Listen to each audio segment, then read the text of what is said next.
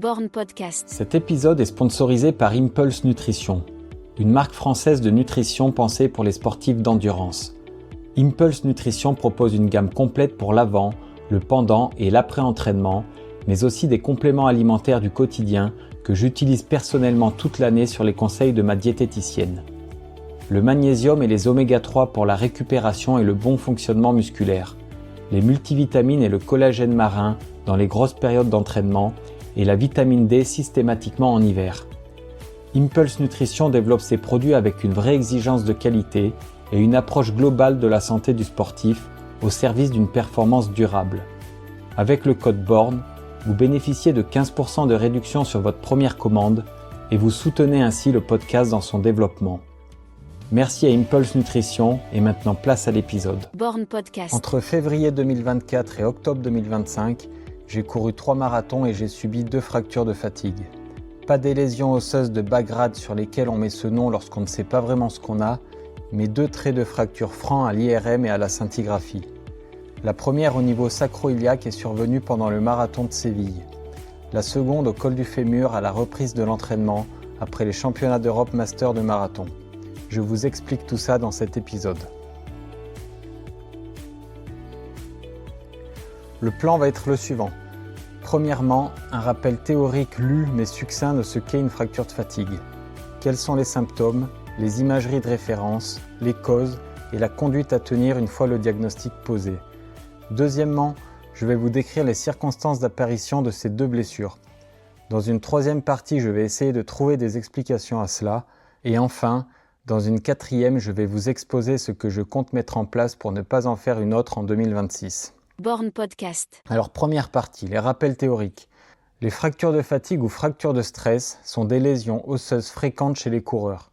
Elles apparaissent lorsque l'os est soumis à des contraintes répétées sans avoir le temps de se réparer correctement. L'os est un tissu vivant qui se remodèle en permanence. En courant, chaque impact au sol crée des micro-lésions qui vont être réparées naturellement pendant la phase de récupération par les cellules osseuses appelées les ostéoblastes. C'est la différence entre un tissu vivant et un matériau inerte comme un morceau de métal ou de plastique par exemple. Un morceau inerte a beau être résistant, quand il casse, alors que l'os peut cicatriser. Le problème survient lorsque la charge d'entraînement augmente trop tôt et trop vite, c'est le too much, too soon and too fast des anglo-saxons, et que la récupération est insuffisante. L'os accumule alors des micro-fissures qui peuvent évoluer vers une fracture de fatigue, sans chute ni traumatisme préalable. Les os les plus touchés sont, chez les sprinteurs, les os du pied, le naviculaire, les métatarses, le talus, les os du pied et le tibia chez les fondeurs et demi-fondeurs, mais aussi et surtout le bassin chez le marathonien et les coureurs de long, avec des atteintes du col du fémur, du sacrum et de l'os iliaque. Et on constate actuellement, sans doute à cause des super shoes et des méthodes d'entraînement qui en découlent, que les pathologies osseuses ont tendance à remonter et à se localiser de plus en plus au niveau du bassin. L'équipe magazine a d'ailleurs fait un papier à ce sujet récemment et on en reparlera plus tard. Cliniquement, le symptôme principal est une douleur intense et bien localisée en regard de l'os. L'apparition de la douleur peut être soudaine ou progressive et elle survient lors d'efforts de moins en moins intenses. C'est une douleur mécanique, ça il faut bien le retenir, qui est provoquée par la mise en contrainte de l'os concerné. Par exemple lors de la course ou lors d'un saut unipodal. C'est vraiment une douleur qui est provoquée par le geste sportif. Le diagnostic est confirmé par l'imagerie, avec l'IRM ou la scintigraphie comme examen de référence. Mais l'échographie permet également de voir certaines fractures sur des os superficiels. Moi qui fais de l'échographie au cabinet par exemple, j'ai réussi à en voir plusieurs sur des os palpables comme le tibia ou la fibula. Je me rappelle de ma copine qui avait une fracture de fatigue au niveau de la partie haute du tibia, je l'avais vu à l'échographie. Un coéquipier aussi, malléole externe de cheville, je l'avais vu à l'échographie. Donc on peut voir avec l'échographie quand on a l'œil un peu aguerri. Concernant les causes, la cause des fractures de fatigue est multifactorielle. C'est vraiment ce qu'il faut retenir. Ce n'est pas un, mais une combinaison de facteurs qui mènent à une fracture de stress. Et les facteurs de risque sont à la fois mécaniques, métaboliques, psychiques et sociaux. Les principaux sont les suivants. Les erreurs d'entraînement. C'est le too fast, too soon and too much des anglo-saxons dont je parlais avant, qui traduit un manque de progressivité dans l'entraînement, que ce soit en volume, en fréquence ou en intensité. Le manque de phase de récupération. les défauts biomécaniques, comme par exemple une foulée asymétrique, un déficit énergétique chronique, ce qu'on appelle plus globalement le Redness syndrome, des carences en calcium et vitamine D par exemple, le manque de sommeil, un état de fatigue chronique, des antécédents de fractures de fatigue, des changements dans la vie quotidienne et professionnelle, et bien évidemment des troubles du cycle menstruel chez la femme. Et cette liste n'est pas du tout exhaustive, j'ai donné les facteurs de risque principaux. Concernant la prise en charge médicale, elle est très simple, il n'y a pas grand-chose à faire à part la restriction de l'activité et réduire drastiquement les impacts au sol pour ce qui concerne la course à pied. L'immobilisation est parfois nécessaire, mais pas dans la majorité des cas. Cependant, et là c'est le professionnel de santé qui parle, il est important de profiter de cette phase d'inactivité pour corriger les facteurs de risque sur lesquels on peut agir, comme par exemple traiter les carences, faire un bilan diététique, soigner les pathologies à distance susceptibles d'avoir entraîné une boiterie, etc., etc. Le délai de consolidation est de 6 à 12 semaines selon l'os lésé, mais ce qui est primordial pour valider la reprise d'activité, c'est la règle de la non-douleur. Plus que le délai de consolidation théorique, on ne reprend pas la course à pied si l'os est encore sensible. Différents protocoles de reprise existent, comme l'haltère-G, l'alternance marche-course, etc., etc. Mais dans tous les cas, il est capital d'être exagérément progressif, car pendant toutes ces semaines d'inactivité, le tissu osseux s'est également déconditionné à l'effort et aux contraintes mécaniques, donc il est plus vulnérable. Voilà pour la partie théorique. Maintenant, je vais vous raconter mon cas personnel. Donc mes 2 fractures de fatigue. La première, elle est apparue le 18 février 2024 à Séville. C'était pendant le marathon. C'est l'année du marathon où il y avait beaucoup de Français qui étaient allés chercher la qualif pour les Jeux. Et Méline Rollin et Amdouni avaient battu le record de France, là justement. C'était un super marathon, j'étais en forme. Je me rappelle très bien de ce marathon. Au départ, il y avait une minute de silence en hommage à Kiptoum. J'étais en forme, je me sentais bien. Donc je pars pour ce marathon. Pour la petite anecdote, je me souviens au kilomètre 1,52, il me semblait avoir reconnu Maxime Lopez de Runwise. Donc je lui parle, je lui dis « Putain, mais t'es pas Maxime Lopez ?» Il me dit « Si, j'emmène un pote en 2h30 sur marathon. » Je dis « Ah bah dommage, moi je pars un peu plus vite, sinon on aurait pu courir ensemble. » Donc bref, je le lâche à ce moment-là, mais j'avais vu Maxime Lopez, c'était marrant. Et très vite, je me retrouve dans un groupe on était 3-4 Français, dont Mathieu Garot d'ailleurs, avec qui j'ai bien sympathisé depuis, un gars qui courait pour le TRC à l'époque, je ne sais pas s'il y a encore. Donc on avait couru ensemble, c'était cool. Et au 8e, alors je ne sais pas pourquoi, je me suis senti d'un coup vagal. J'étais bien, j'avais de bonnes jambes, mais au 8e, vagal, un coup de chaleur, comme si je faisais une grosse hypoglycémie, mais il n'y avait aucune raison, je n'avais pas pris de glucose. Mais vraiment vagal, je me sens pas bien. Mais les jambes tournaient, donc ça va, je continue, j'essaie de prendre sur moi. On passe au 10 en avance, je crois qu'on passe au 10 en 34-35 de mémoire. J'arrive à prendre un gel. Et là, je continue le marathon, je sens que je suis pas bien, je suis en sueur, j'ai chaud, je suis vraiment pas bien. Et d'ailleurs, il y a une photo qui confirme parce que les photos d'après-course, il y en a une, je me rappelle très bien, on passait sur un pont, c'était à peu près au 12e kilomètre. Et sur la série de photos, quand je passe à ce niveau-là, on le voit sur la photo, je suis livide, je suis blanc, mais pâle. Et vraiment, j'étais pas bien. Au 15e, ça va un peu mieux. Je me souviens que j'ai un petit regain d'énergie. Il y avait un gars en slip devant nous et je dis au petit groupe de Français, les gars, on va pas se laisser battre par un mec en slip. Donc je mène le pack, on double ce gars. On a remonté plein de petits groupes à ce moment-là. Et ça allait pas trop mal jusqu'au 20e.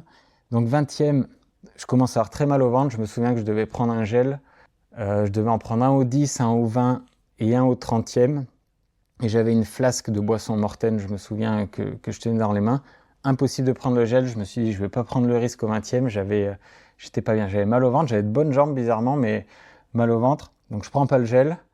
Je me suis dit, je boirai ma boisson d'effort au semi. Ça ira bien. On passe au semi en 1:13:40. J'ai regardé, donc je suis largement dans les temps. Je voulais faire moins de 2h30 sur ce marathon. Mais impossible de boire ma boisson. J'étais vraiment pas bien. Donc j'essaie de la garder, je me dis que je boirai plus tard, mais impossible. Je crois qu'au 25e, je la jette, je dis allez, c'est pas grave, il n'y a plus rien qui passe, plus de gel, plus de boisson. Et en fait, j'ai rien pris sur ce marathon à partir du 10e. J'ai pris un gel au 10e et j'ai bu un peu de boisson d'effort entre le kilomètre 0 et le kilomètre 15. Ici, j'avais pris un gel dans le sas de départ et un gel au 10e. Après, plus rien, impossible, j'avais trop mal au ventre. Donc je passe au 30e, j'ai regardé mon Strava, je passe au 30e en 1:45:04. J'étais sur des bases de 3:30, donc j'avais un peu de marge, j'avais 1 minute 30 d'avance sur les 2h30, si vraiment je voulais faire moins de 2h30. Donc là, j'étais vraiment pas bien au niveau digestif, donc je fais un lap manuel et je me suis dit, allez, maintenant tu gères, tu as un peu d'avance, tu as 12 bornes à gérer, ça va le faire, tu as mal partout, tu as mal au ventre, mais ça va le faire. Et donc là, je fais un lap manuel. J'avais laissé partir un peu Mathieu Garot, je crois qu'il était parti un peu plus vite. Et moi, je reprenais quand même des groupes. J'étais bien, j'étais dans l'allure, je reprenais des groupes. Je me suis dit, je gère la fin de course et ça va passer en 2h29. J'arrive à l'arrivée, j'ai regardé mon Strava aussi. Je pensais que l'allure, c'était plus dégradé que ça, mais pas tant que ça finalement. À l'arrivée, pareil, je pensais être en 2h28 parce que je vois une arche, mais au final, à Séville, il y avait... c'était infini, il y avait 5 ou 6 arches de sponsors qui se succédaient, donc je pensais être en 2h28, donc j'enclenchais pas mon sprint. Au final, je termine en 2:29:01. C'est pas très grave, mais j'aurais pu faire moins, mais c'est juste que je savais pas où était l'arrivée. Il y avait tellement d'arches entre ASICS, tous les sponsors, on savait pas où était l'arrivée. Donc bref, je termine, objectif atteint. Là aussi, pour la petite anecdote, je passe la ligne, je m'arrête, des crampes de partout. Les assistants de la course qui voulaient me mettre sur une chaise roulante, mais je me rappelle que il y avait une chaise roulante où il y avait Charles, je crois qu'il s'appelle Charles Perrault du TRC qui était dessus. Au moment où il se lève de la chaise, ils essayaient de me mettre sur cette chaise, mais bon, ça allait quand même, j'avais pas besoin d'être sur une chaise, mais j'avais vraiment des crampes dans tous les membres inférieurs. C'était l'enfer. Et donc, je prends mon ravito à la fin, je me souviens que je mange rien, j'avais vraiment très mal au ventre. Et ma copine me rejoint après à la fin de la raquette d'arrivée. On attend nos potes qui devaient arriver un peu plus tard sur le marathon. Et je dis à ma copine, j'avais mal au dos, j'avais très mal au dos. Je me rappelais plus trop de ça parce que j'étais un peu dans le pâté après avoir couru 42 km. Mais elle me disait après, mais tu te souviens pas, pour les 2 km pour entrer à l'hôtel, tu me demandais de t'appuyer dans le dos, tu pouvais à peine marcher. Et c'est vrai que je me rappelle plus trop de ça. Mais je me rappelle quand même que j'avais une forte douleur très en bas du dos au niveau lombo-sacré. Donc on rentre tant bien que mal à l'hôtel. Le soir, je me rappelle plus trop avoir eu mal. On avait bien fêté ça avec les gars du club, donc pas de problème. Le lendemain, je sais plus ce qu'on fait, je me souviens plus de la journée. Et le surlendemain, j'accompagne ma copine faire un tout petit jog. Je me suis dit, je vais faire un petit jog juste pour faire tourner les jambes, 20 à 30 minutes. J'ai regardé mon Strava, j'ai fait 30 minutes vraiment très lent. Et je me rappelle très bien de ce footing. C'est un des footings que j'ai fait les plus durs de ma vie. Pas par les courbatures, mais je sais pas, mon cerveau refusait d'avancer. Je pouvais pas avancer. J'avais mal au dos. Et vraiment comme si mon cerveau court-circuitait mes jambes. Derrière, je coupe pas trop vraiment parce que je devais liévrer ma copine 1 mois et demi après sur le marathon de Paris. Elle voulait faire 2h45 au marathon de Paris, donc je me suis dit, coupe pas trop non plus. Donc je courais, j'avais un peu mal au dos parfois, mais ça dépendait. Des fois j'avais mal, des fois j'avais pas mal. Ça m'inquiétait pas plus que ça, mais c'est vrai que par contre, je sentais que je pouvais pas mettre de puissance. Dès que j'ai refait une petite séance sur piste, en fait, je pouvais pas appuyer, comme si je pouvais pas accélérer. C'était bizarre la sensation, mais j'avais pas une douleur forte. Entre-temps, j'avais même fait un trail, je me souviens. Je m'étais inscrit à un trail où là par contre, j'avais eu très mal à l'échauffement. Je me suis dit, mais comment je vais faire pour courir ? Je sais pas ce que j'avais. Au final, j'avais vraiment mal à l'os. Mais je me doutais pas que c'était une fracture de fatigue. Je me suis dit, est-ce que c'est une espèce de lumbago ? Je savais pas trop. Et ce trail, je m'en rappelle très bien parce que j'étais censé le gagner. Je crois que je finis 3e. Et sur les parties roulantes, là où j'étais fort, où il fallait que je relance, et en fait, j'avais des crampes à l'autre jambe, enfin, à la jambe du côté où j'avais pas mal. Et en fait, je pense que j'utilisais tellement une seule jambe que c'est la première fois que ça m'arrivait, j'avais des crampes à 3,30 au kilo. Et donc, je finis le trail, j'étais pas bien, j'avais mal au dos. Et donc, la vie se poursuit. J'ai de plus en plus mal dans les activités de la vie quotidienne. Je me rappelle que les matins, j'avais du mal à mettre mes chaussettes. En fait, pour mettre ma blessure, je crois que c'était à droite. Donc, quand j'étais en appui sur le pied droit pour mettre ma chaussette gauche ou la jambe gauche de mon pantalon, je souffrais, et de plus en plus. Et 15 jours après ce fameux trail, on devait faire une course à Saint-Tropez ma copine pour préparer le marathon de Paris et moi je devais la faire assez rapide en sortie seuil. Et le mardi avant cette course, je me souviens que je vais faire la séance piste que j'ai l'habitude de faire 5 jours avant, donc 10 x 300 récup 100 en trottinant, 10 x 300 assez poussé. Et là, impossible. Là, j'ai regardé sur Strava, je me rappelais plus que je l'avais faite jusqu'au bout, mais je la fais, j'arrive pas à pousser pareil. Mon cerveau court-circuite et là, par contre, j'ai vraiment mal, pac, à chaque fois que le pied droit donc tape le sol, j'ai mal dans le dos, j'ai mal dans le dos. Et là, je me dis, c'est vraiment une douleur mécanique, ça sent mauvais. J'écris à Nicolas Lamodière, mon médecin du sport que je connais bien, et je me souviens que je lui ai écrit un truc du genre bon Nico, faut que je me rende à l'évidence, je suis blessé. Et il me reçoit vite au cabinet le lendemain et on programme une IRM. Entre-temps, j'ai regardé mon Strava quand même, j'avais couru 350 km quand même sur cette douleur en un peu plus d'un mois. Donc j'avais forcé dessus. Et à partir de ce moment-là, comme quoi le corps débranche complètement, à partir du moment où je suis allé voir le médecin, je pouvais à peine m'asseoir, à peine me relever d'une chaise. J'appréhendais pour m'habiller le matin, pour me déshabiller le soir. C'était horrible. On arrive à obtenir un rendez-vous d'IRM assez rapidement. Et déjà, je me souviens que l'interne, quand il vient m'expliquer comment ça se passe, je commence à me déshabiller. Je crie parce que j'ai mal en enlevant un côté de mon pantalon. Et il a eu peur. Il n'était pas habitué. Il s'est dit, mais qu'est-ce qui se passe? Il a eu peur pour moi. Mais en fait, c'était ça. Moi, ça faisait 15 jours, 3 semaines que c'était ça tous les jours chez moi en m'habillant, en me déshabillant. Je fais l'IRM. Le radiologue vient me voir à la fin. Il me dit, alors vous avez une fracture de fatigue massive. Honnêtement, comment vous faites? Il était étonné que j'ai pu avoir une telle fracture en courant. Ça l'a étonné alors qu'il doit quand même en voir. Et moi, ouais, j'ai regardé mon travail et c'est vrai que je me suis dit, mais comment j'ai fait pour courir 350 km?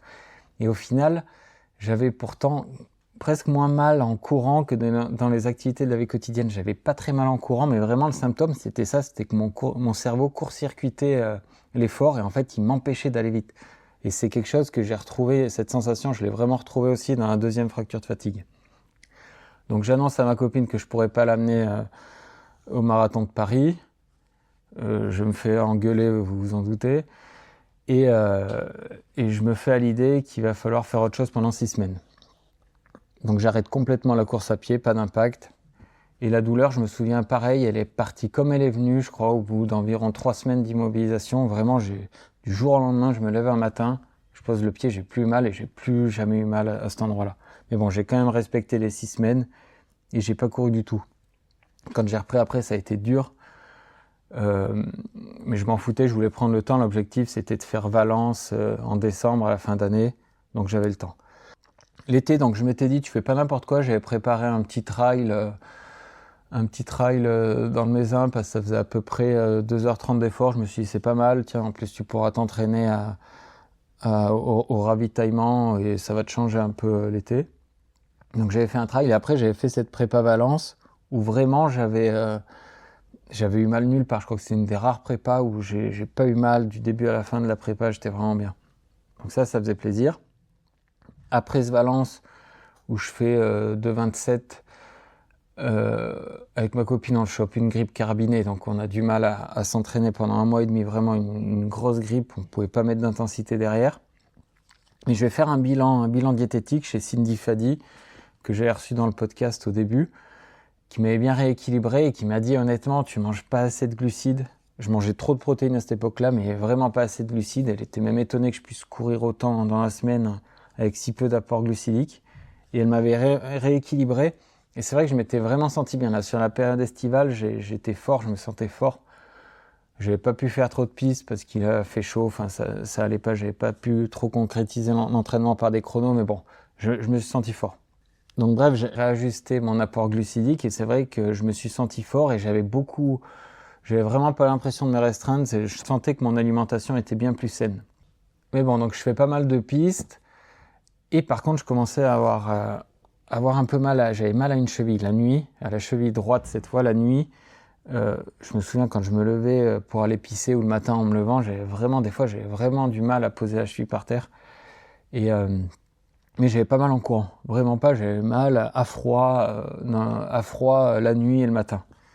Mais c'était vraiment articulaire, j'avais un peu peur que ce soit justement une fracture de fatigue du talus. C'était une époque où je courais pas beaucoup, mais il n'y avait pas de raison, mais je redoutais ça.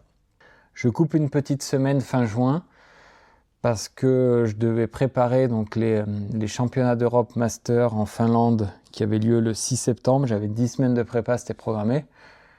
C'était calé, ça j'aimerais faire Berlin prochainement, donc je me suis dit tiens, fais un test d'une prépa l'été. J'ai trouvé ce marathon, je me suis dit tiens, c'est cool, c'est l'occasion d'y aller.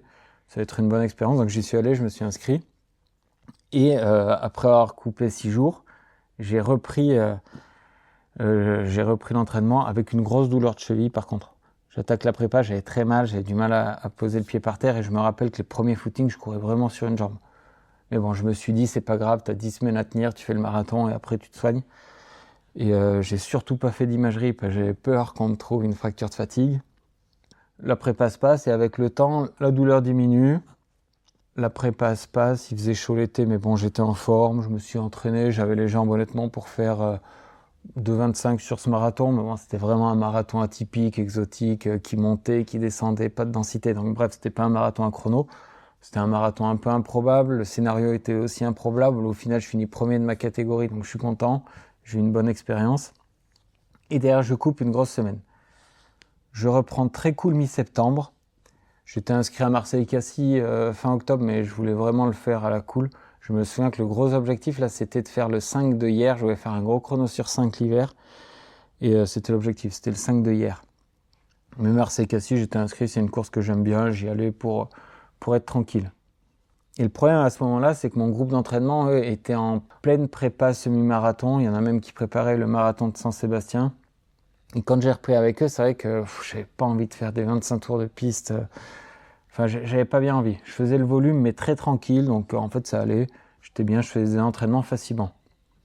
J'avais demandé à mon coach de me remettre un double seuil. J'ai regardé sur Strava le double seuil. Je l'ai fait le 1er octobre, donc 4 semaines après le marathon. J'avais des 1-1 le matin et un 5x2 le soir. J'avais fait très facile. Je me souviens, j'avais tourné les 2K en 3,30 au kill. J'étais vraiment facile au niveau cardiaque, mais je me souviens que j'avais pas de jambes. Je sais pas pourquoi. Pareil, mes jambes commençaient, mais les deux, c'était pas. C'était dur au niveau des membres infs.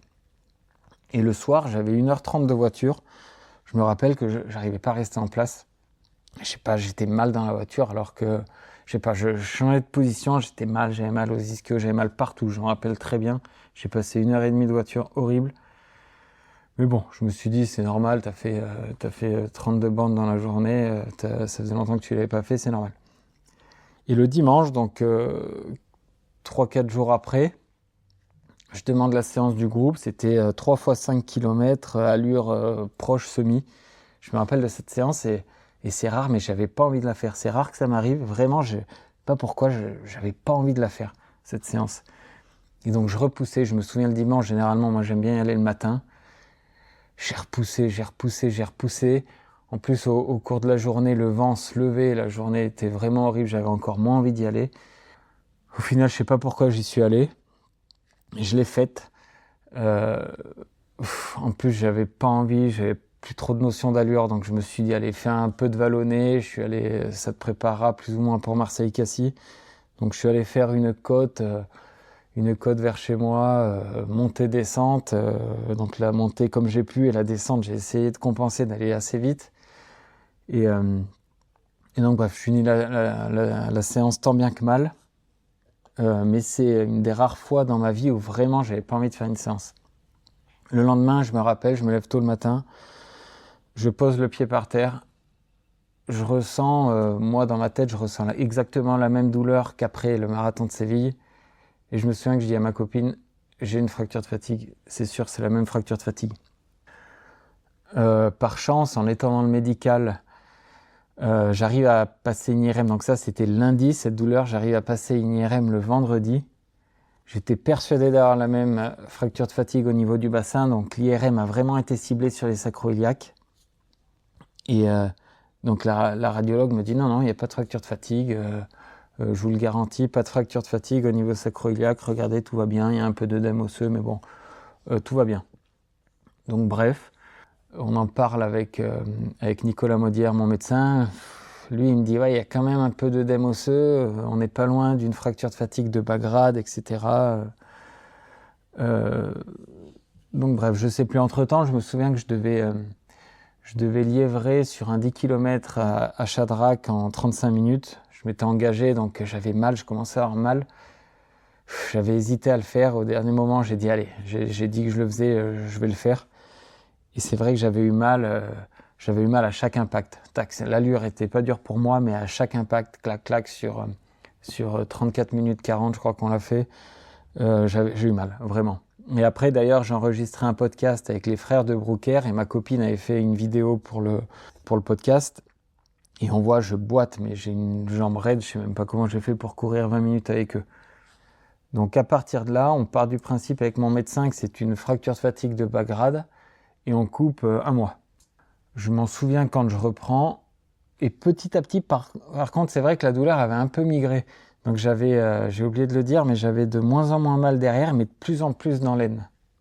Et c'est bizarre, j'étais pas sûr au final que ce soit une fracture de fatigue, j'avais mal dans l'aine, vraiment je savais pas. Moi-même qui suis kiné, vraiment là je savais plus. Donc je coupe un mois, je me rappelle que je reprends par un tout petit footing, j'ai dû faire 15 minutes. Et là, j'avais mal un peu dans l'adducteur devant, dans l'aine, dans l'adducteur, je savais pas. Ça m'inquiétait, j'ai dit, c'est pas bon. J'avais envoyé un message à mon médecin, je lui ai dit, c'est pas terrible, ça sent mauvais. Donc je continue, je crois que j'ai repris un vendredi.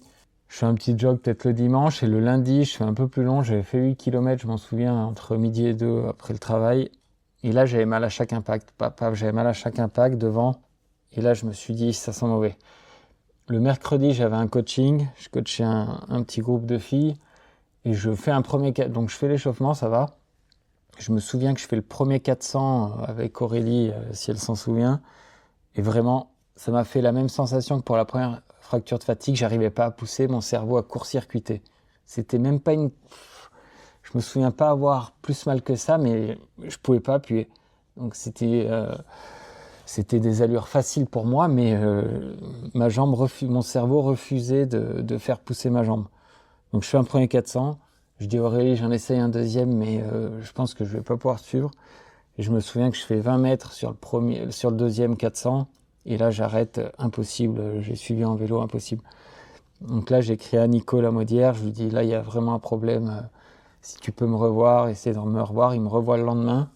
On ne savait pas trop. Donc, il me prescrit une scintigraphie. La scintigraphie, j'arrive à la voir la semaine d'après. Je crois que c'était le mercredi. Et ce qu'il y a de marrant, c'est que la semaine où j'ai commencé à avoir très mal, là, j'avais eu en podcast Agathe Gauthier qui me parle de sa fracture de fatigue du col du fémur et je lui dis ah ouais, des fractures de fatigue du col du fémur, moi dans ma carrière j'en ai pas vu beaucoup. C'était le mardi. Le mercredi de la semaine d'après, je passe la scintigraphie et on m'annonce une fracture de fatigue non consolidée du col du fémur gauche. Donc voilà, donc je suis reparti pour au moins 6 semaines d'arrêt.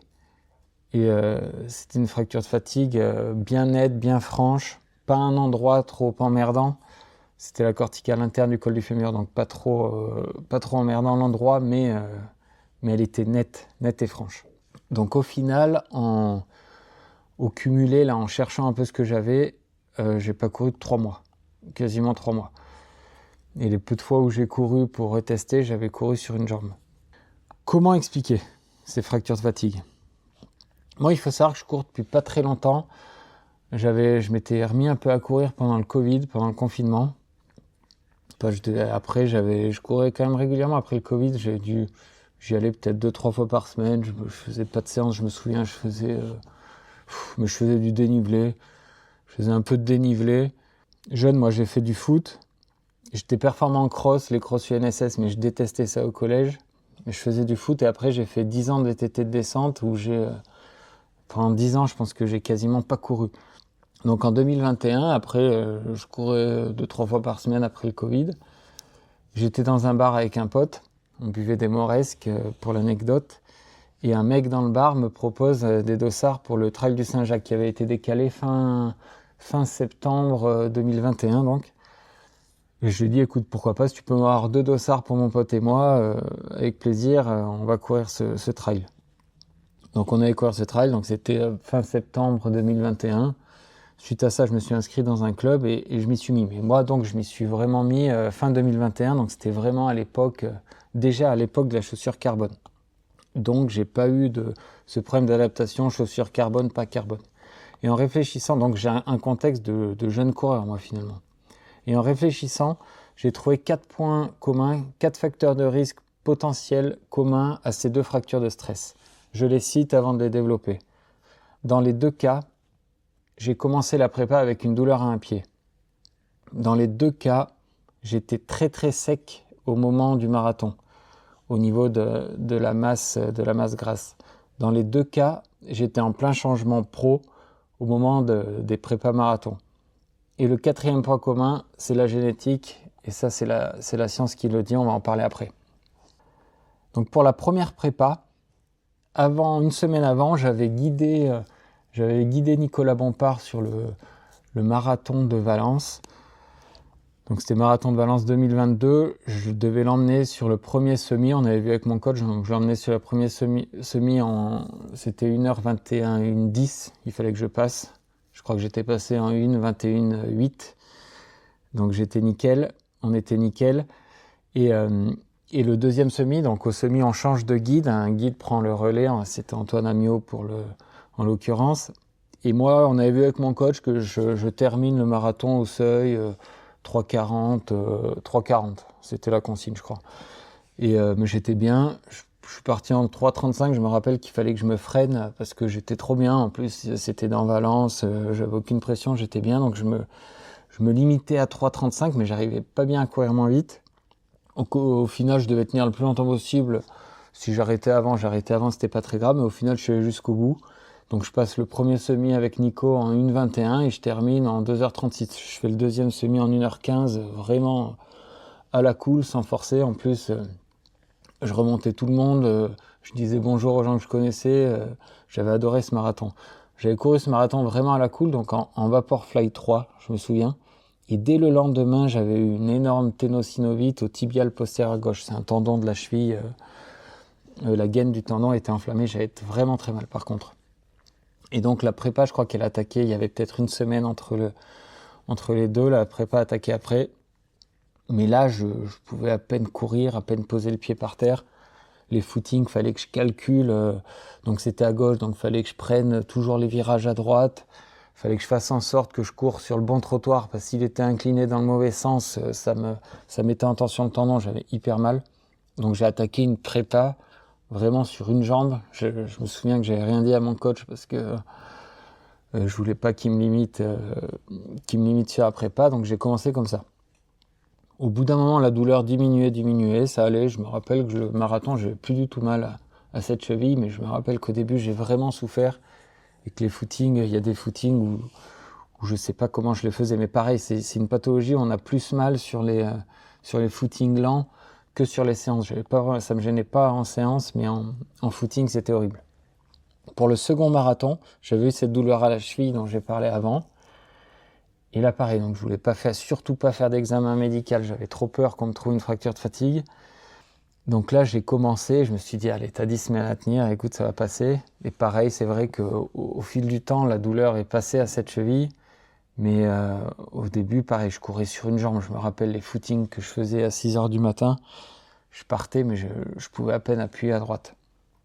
Et dans les 2 cas, donc ce qui est marrant dans les 2 cas, et ce qui est cohérent surtout, c'est que ma fracture de fatigue s'est produite du côté opposé au pied auquel j'avais mal en commençant la prépa. Pour Séville, j'avais une ténosynovite aiguë à gauche, au tibial postérieur gauche, et j'ai eu une fracture de fatigue de l'os iliaque droit. Et pour les Europe Master, j'avais une forte douleur à la cheville droite, et la fracture de fatigue du col du fémur, je l'ai eu à gauche. Donc il est probable qu'il y ait eu un appui asymétrique, et avec toute la borne sur le pied opposé, il y a eu un phénomène de compensation et trop de contraintes sur ce côté-là. Donc ça, c'est le premier point. J'ai attaqué 2 prépas, blessé, mais à distance. Deuxième point, c'est la masse grasse.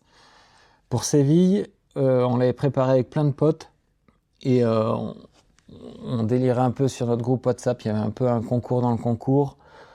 c'était le concours de la balance, quoi. Donc le but c'était chacun de faire son chrono, mais on se chambrait un peu sur la balance, on était fiers de montrer qu'on perdait du poids, etc. C'était un jeu, mais au final, maintenant que j'y réfléchis, c'était presque un peu malsain, parce que je me souviens que des fois, je rentrais d'un footing ou d'une séance, et j'attendais de prendre ma douche et de me peser et de leur envoyer la photo de mon poids avant de boire. Je voulais pas boire avant pour pas fausser le poids.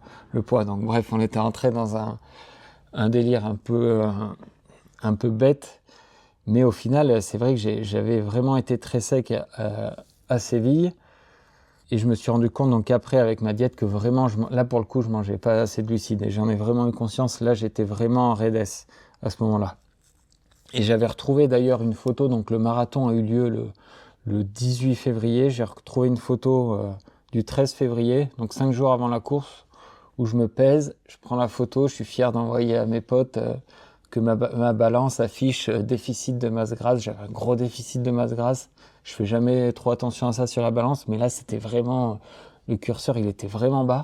Sur le coup j'étais fier, mais au final c'était peut-être une bêtise. Et donc là, là je me rends compte que je sais pas pourquoi, je sais pas comment j'en étais venu à manger si peu de glucides, mais je mangeais vraiment pas assez quand j'avais préparé Séville.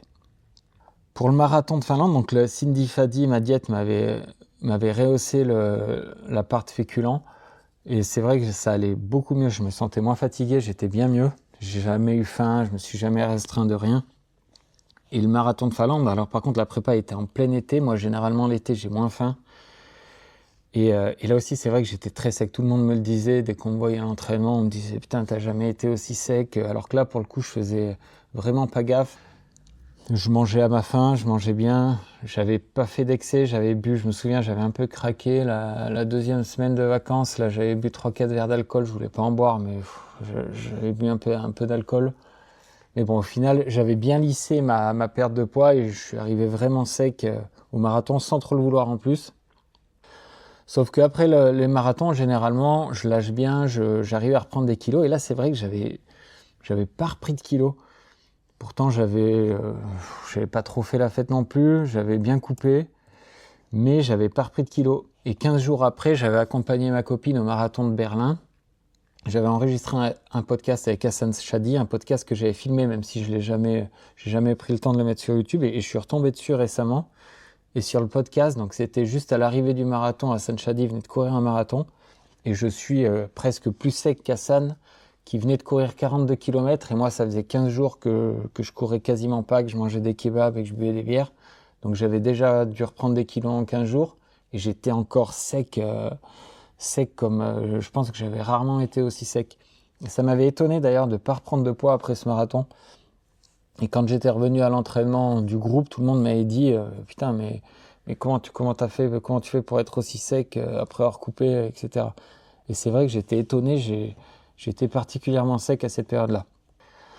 Le troisième point, c'est le changement de situation personnelle et pro. Donc pour Séville, il y a eu un changement. Je voulais prendre 1 an d'année sabbatique. Au final, j'ai pris 6 mois parce qu'avec ma copine, on a eu un enfant. Donc j'ai eu un changement un peu stressant parce qu'il faut se réorganiser, la présence d'un enfant. Donc ça a complètement changé au niveau professionnel. Je pensais que j'aurais plus de temps pour courir, au final non. C'était beaucoup plus dur de m'organiser.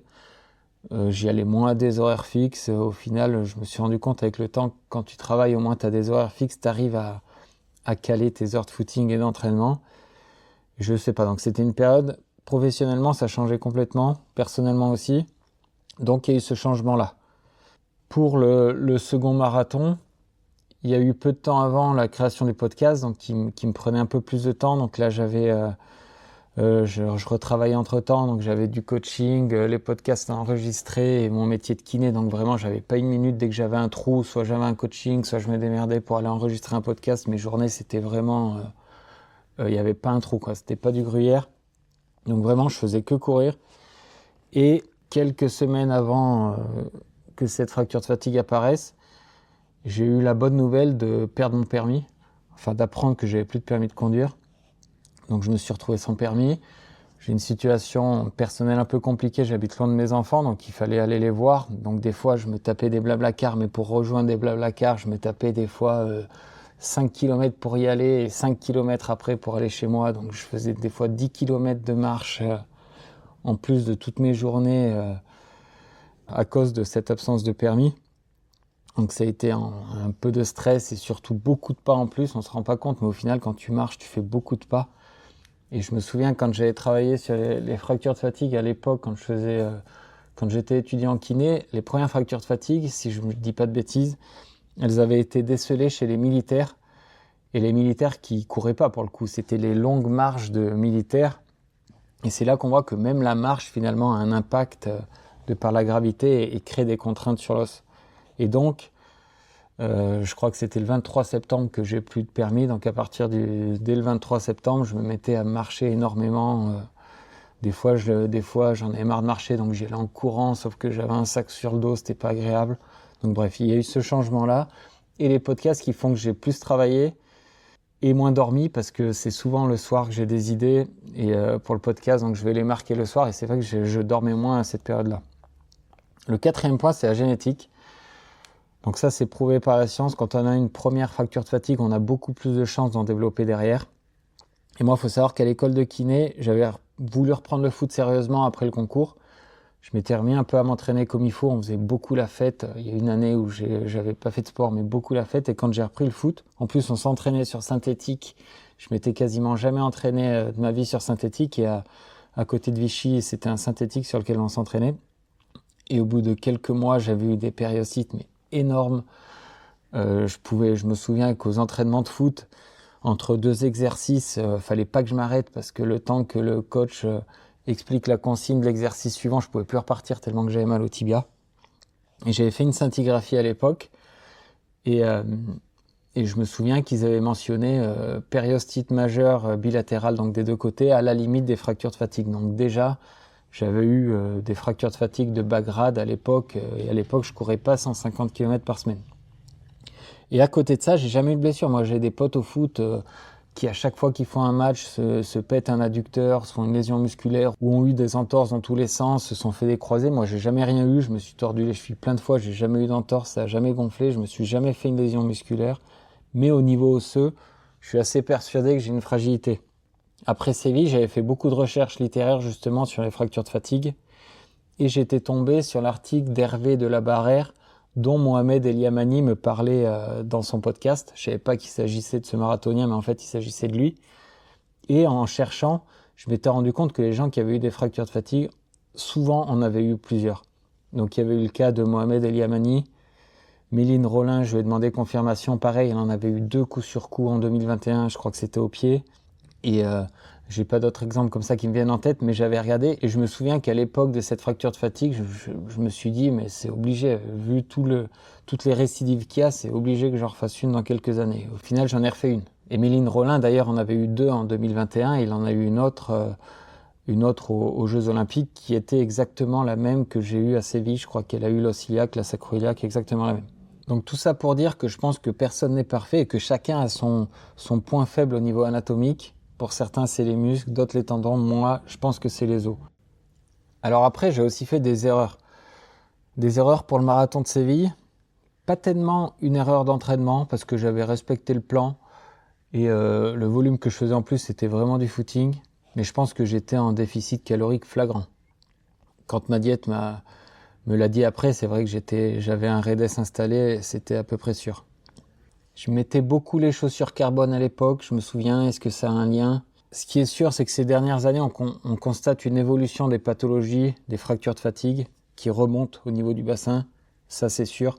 Farouk Madassim l'avait dit aussi, il en voit beaucoup plus des fractures de l'aileron sacré, des fractures de la sacro-iliaque, c'est ce qu'a eu Nicolas Navarro dernièrement, c'est ce qu'avait eu Méline Rollin pour les Jeux, on en voit de plus en plus.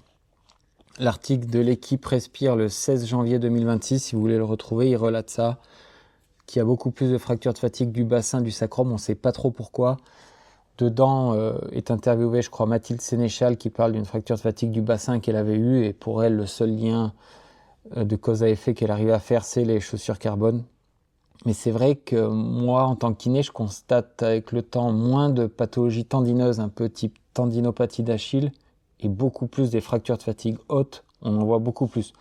Donc, est-ce que c'est les chaussures en elles-mêmes qui créent ça, ou est-ce que c'est qu'on s'entraîne beaucoup plus grâce à ces chaussures? Est-ce que le lien est direct ou indirect? On ne sait pas pour le moment, mais ce qu'il y a de sûr, c'est que ça évolue. Ou est-ce que c'est que la pratique du marathon et des longues distances s'est démocratisée aussi?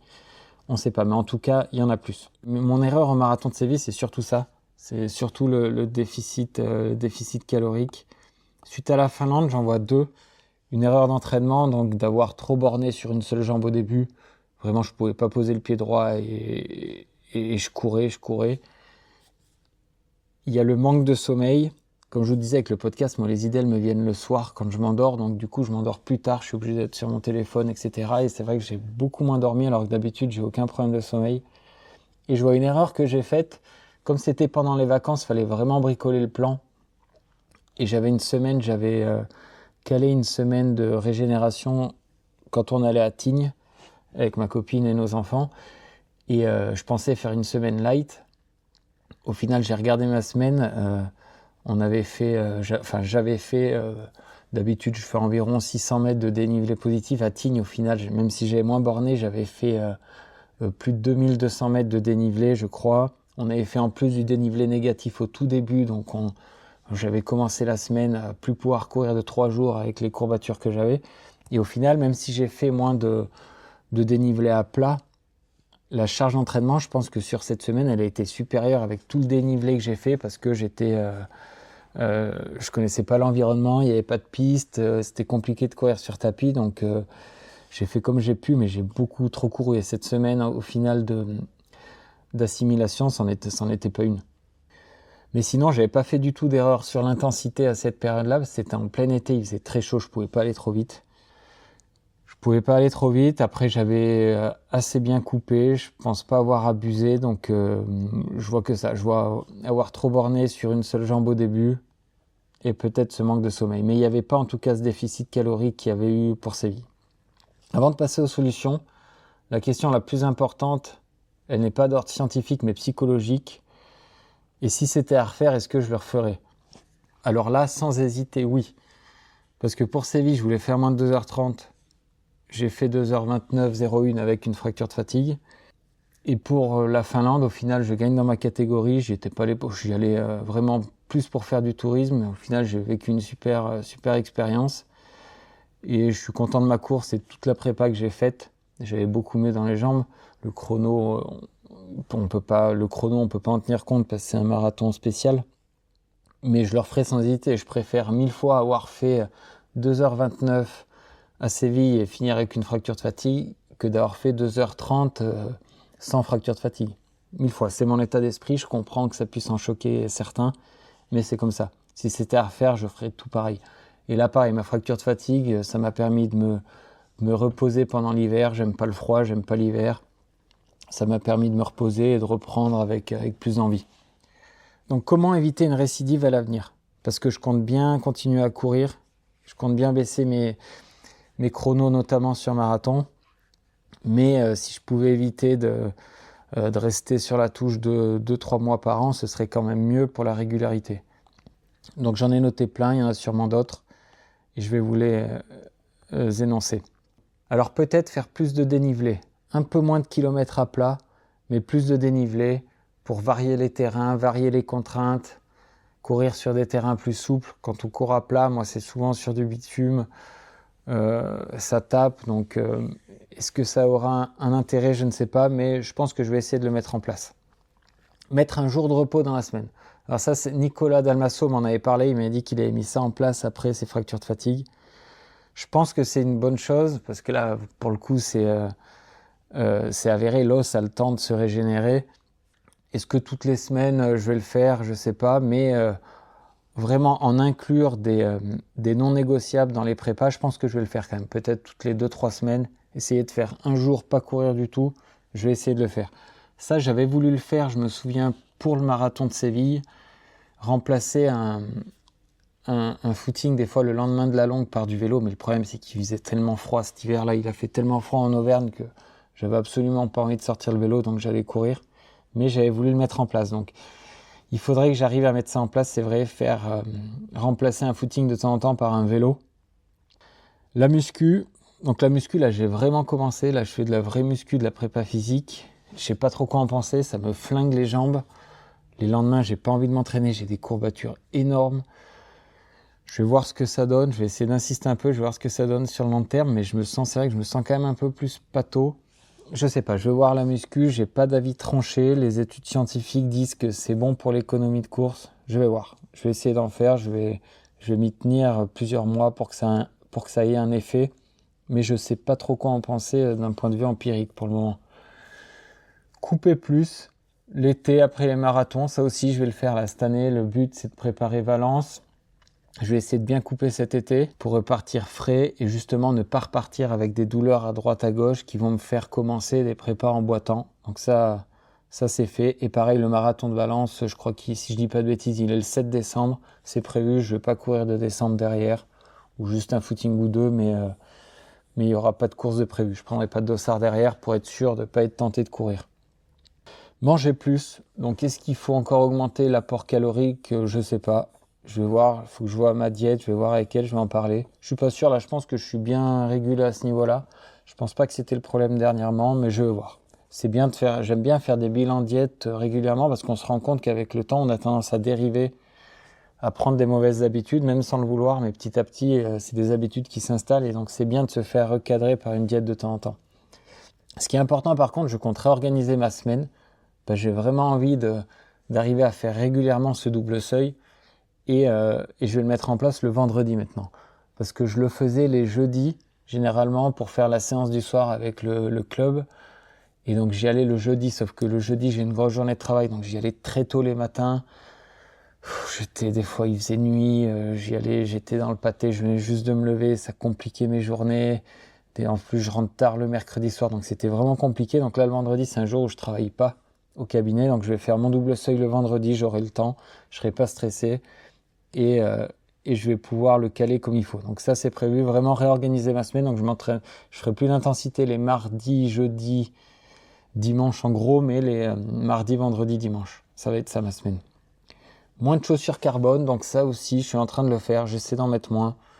On va voir, je sais pas, on sait pas trop ce que dit la science, on va voir. J'essaie d'en mettre moins et on verra ce que ça donne. M'entraîner plus intelligemment. Honnêtement, je faisais pas trop le con dernièrement. Moins de volume, je suis pas sûr que ce soit le chiffre le problème. Je pense qu'il faut par contre plus m'écouter. Et si un jour j'ai mal, pas me focaliser. Si une semaine, j'avais prévu de faire une semaine à 150 kg et que j'ai un peu mal sur un footing, et pas hésiter à le zapper. C'est pas grave si la semaine, je la termine à 144. Mais ça, c'est vrai que c'est mon côté un peu psychorigide.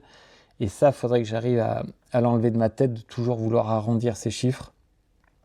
Donc ça va être un peu plus intelligent dans le sens plus m'écouter. Mais je pense que le volume en lui-même, le chiffre, je suis pas sûr que ce soit un problème en soi. Parce qu'il y a des gens qui bornent plus que moi, qui n'ont pas de fracture de fatigue. Il y a des gens qui bornent moins que moi, qui ont des fractures de fatigue. Donc le problème, c'est pas vraiment le chiffre. Mais par contre, c'est de m'écouter et d'être un peu moins psychorigide sur des semaines qui tombent pile, quoi. La prise de lactate, ça je vais essayer de le faire en plus avec le double seuil. J'ai la chance maintenant d'être soutenu par Reset, donc ils m'ont fourni un appareil de lactatémie. Donc ça je vais essayer de le faire vraiment pour être dans les allures. Même si ça j'arrive moi à m'entraîner en dedans, je me mets pas en sur-régime, j'ai plus ce problème-là. Je le faisais au début, je pense quand je m'entraînais comme tout le monde, mais j'ai pas ce problème d'ego. S'il faut laisser partir un gars, même moins bon que moi à l'entraînement, j'ai aucun problème avec ça. Mais je vais quand même m'entraîner un peu au lactate. En plus, j'en parle souvent dans mes podcasts avec des gens, donc c'est bien de savoir de quoi je parle. Donc je vais le faire régulièrement. Des prises de sang régulières aussi. Ça. Alors à chaque prépa marathon, je me dis fais une prise de sang avant, mais je le fais jamais. Je prends jamais le temps de le faire. Là récemment, j'ai fait une prise de sang. J'étais très bas en fer. Enfin pas très bas, mais j'étais trop bas en fer. Donc ce serait bien qu'à chaque prépa marathon, j'en fasse une au début et peut-être une au milieu pour pouvoir réajuster. Les étirements, alors en tant que kiné, je sais que l'effet sur la performance, il n'y en a pas vraiment. C'est un bien-être pour certains. Moi, je prends jamais le temps de le faire. Je me dis pareil, toujours que je vais en faire, mais j'en fais jamais. J'ai pas le temps, j'aime pas ça. Donc ça m'étonnerait que je le mette en place, surtout que ça n'a sûrement pas d'effet sur les fractures de fatigue. Est-ce que le fait d'être plus mobile limite le risque de fracture de fatigue? Je ne sais pas. C'est quelque chose qui serait peut-être intéressant, mais je ne sais pas. À mon avis, je ne le ferai jamais. Plus dormir, ça oui.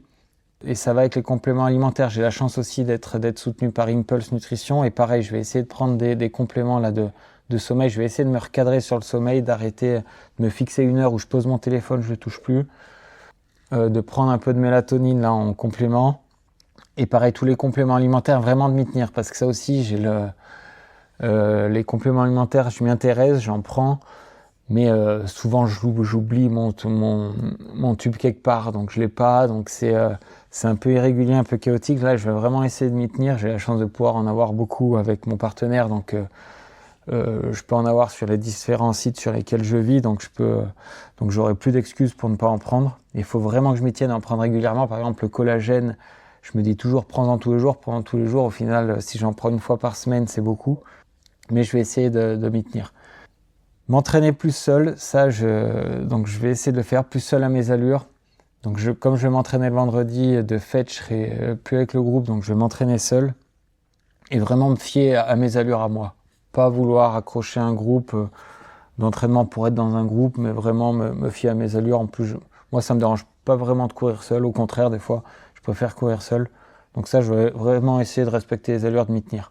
Même si dernièrement, je le faisais beaucoup. Après, il y a des aides technologiques. Donc, on a parlé du lactate. Je pensais au Stride. Je connais pas bien. Je pense que ça peut être bien en prévention, le Stride. Pour voir quand tu as une baisse de puissance d'un côté, il faut l'avoir des deux côtés. En bilatéral, voir quand tu appuies moins quand tu pousses moins sur un pied qu'un autre. Ça peut vraiment être un signe intéressant. Sauf que le problème, c'est cher. C'est de l'analyse de données. Ça, pareil, je me connais, moi. Quand je voudrais les utiliser, ils seront pas dans le bon sac où il y aura plus de batterie. Donc, ça va être chaotique. Mais je pense que ce serait un bon outil, le Stride, parce que si tu vois que sur une période, tu commences à beaucoup moins développer de puissance d'un côté que de l'autre, alors que par rapport à la moyenne habituelle, ça peut être un bon signe avant-coureur. Mais je ne sais pas si j'arriverai à m'y tenir, c'est toujours pareil. Enfin, moins prendre de dossards. Ça aussi, ça tombe bien, c'est compliqué d'avoir des dossards aujourd'hui. Moins prendre de dossards, avoir moins d'objectifs, vraiment me fixer certains objectifs. Et pour pas, après un gros objectif, devoir renchaîner sur une prépare, mettre de la contrainte, remettre de l'intensité. Donc moins prendre de dossards, c'est quelque chose que je vais faire cette année. Là, je dois courir à Lisbonne, c'était un objectif dans 3-4 jours quand ce podcast sortira, mais je vais vraiment le faire à la cool. Le but, c'est d'avoir un pic de forme fin avril, début mai.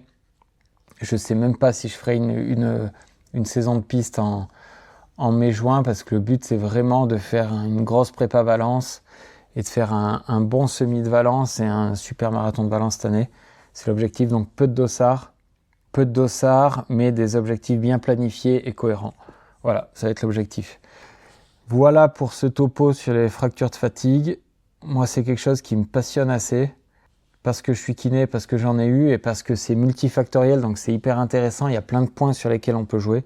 J'espère que ça vous a plu, je sais que ça en intéresse beaucoup.